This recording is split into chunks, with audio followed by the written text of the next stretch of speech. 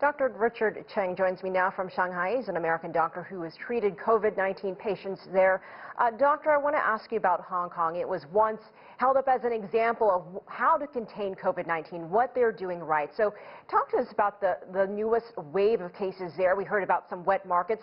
Why have the cases in Hong Kong been so difficult to contain? Hi, Elaine. Thank you for having me back again on this platform.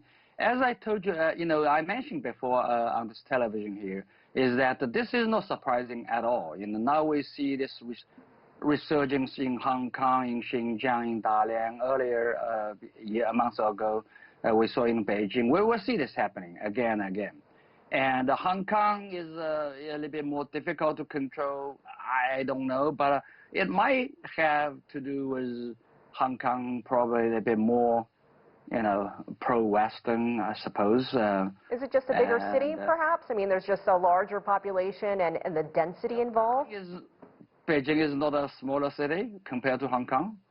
And one thing I definitely see the difference here, which is different, is that here in mainland, when the government asks you to do something, most people obey, follow the rules. And I'm not situated in Hong Kong, and I just heard from one of your reporters that the situation over there may be a little bit different, and we see that in the United States too. We see that people continue to have parties and all these things unprotected in the United States. That's, in my view, is uncalled for. We need to take precautions, and we should cut down unnecessary social gatherings at this time. You mentioned the cases in Xinjiang and Dalian. What do you think has been the key in turning around those clusters that have popped up? Talk to us more about China's testing and tracing efforts when it comes to these new cases that pop up. Yeah, the Chinese government has been very diligent and on high alert, looking out for these early cases, and I think that's a very effective way of controlling new cases.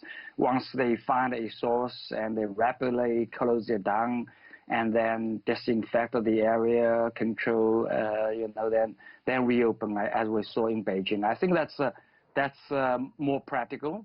Long-term lockdown of cities, I'm not sure about the effectiveness, because we do have to consider the economic losses as well. And as I mentioned before, there are many other ways we can do to reduce the impact, and that we can improve the outcome of this situation, which I have mentioned on this platform many times.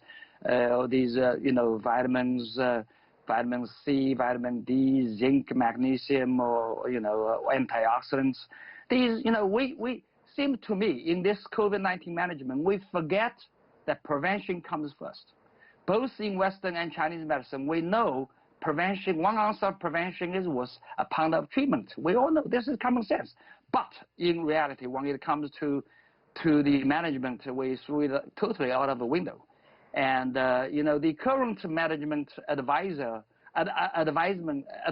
from the medical authorities to governments are definitely incomplete.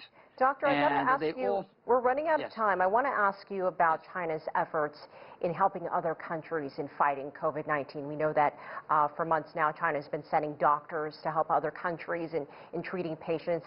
And I also want to ask you about a vaccine and sending potential vaccines to places like Latin America that are poor. Mm-hmm. Yeah, well, those are probable, obviously.